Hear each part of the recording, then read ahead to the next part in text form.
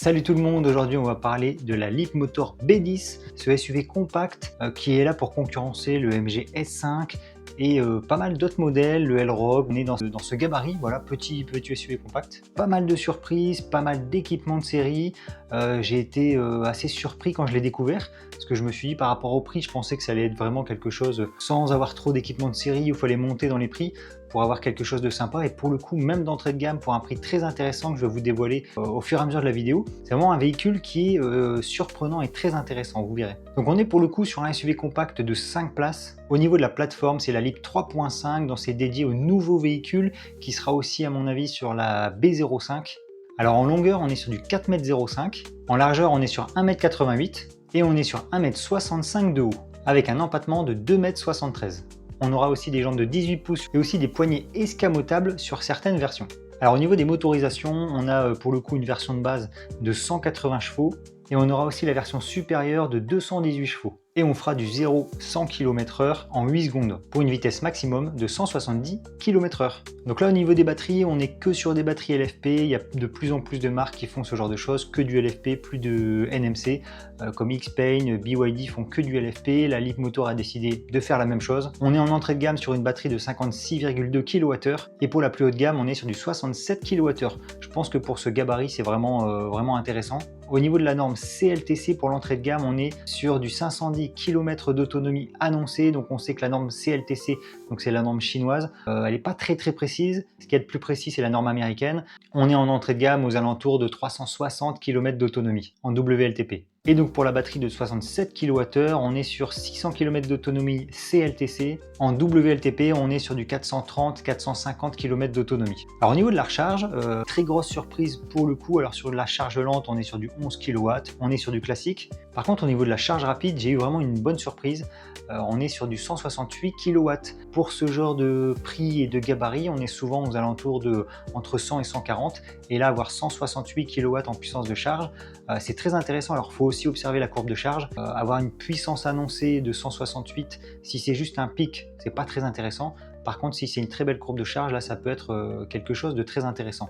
Et ils annoncent du 30-80 en 20 minutes. 10-80, on peut estimer que ça fera du 25-26 minutes, je pense. Et au niveau du volume du coffre, on est sur du 420 litres. Pas très grand, mais dans une moyenne. Alors ce qui est le plus intéressant dans ce véhicule, c'est tout ce qu'il y a de série et aussi l'infodivertissement, parce qu'on a un grand écran d'un peu plus de 14 pouces sur du 2,5K.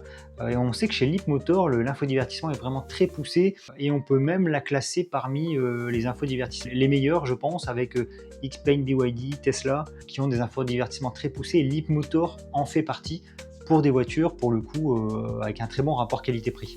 Et au niveau du système d'exploitation, au niveau de l'OS, Leapmotor développe son propre OS, c'est LeapOS 4.0+, qui est vraiment intéressant. J'essaierai de faire une vidéo dessus. Et aussi en fonction des versions, on a des équipements de série, toit panoramique, siège chauffant, siège ventilé, jantes 18 pouces, on aura des feux à LED effilés à l'avant, on a aussi un bandeau lumineux à l'arrière, un design assez moderne et vraiment épuré. Donc pour le coup, au vu des caractéristiques, c'est une voiture qui sera polyvalente, que ça soit ville mixte ou même autoroute et longue route. Comme je le dis toujours, quand on a un bon compromis puissance de charge autonomie, si on estime que cette voiture sur le papier fait 450 km avec sa puissance de charge de 170 kW, il n'y a aucun problème pour ce genre de gabarit à faire des longues routes. Il n'y a pas de souci particulier, vous ne verrez pas une grande différence avec du thermique. Donc c'est pour ça qu'elle est très intéressante au vu des caractéristiques qu'elle propose. Alors au niveau du tarif, ce véhicule commence à 28 400 €. Donc pour vous prendre un exemple, il me semble que la MG S5 commence à 32 000 et le L-Rogue commence à 33 000. Pour ce genre de gabarit, avec les caractéristiques et les équipements qu'elle propose, un peu plus de 28 000 € d'entrée de gamme, je trouve ça vraiment très intéressant. Et pour le haut de gamme, on sera aux alentours des 33 000 €. Donc 33 000 € full option. Voilà, sinon tout équipé. 33 000 € pour du haut de gamme, c'est très intéressant parce que chez MG, pour la MG S5, qui est sa concurrente directe, on est à 36 000 €. Donc là, on est 3 000 € moins cher pour une meilleure puissance de charge, une autonomie plus ou moins identique. Et au niveau des équipements, on est aussi sur des choses identiques. Donc c'est des prix vraiment très agressifs pour le coup.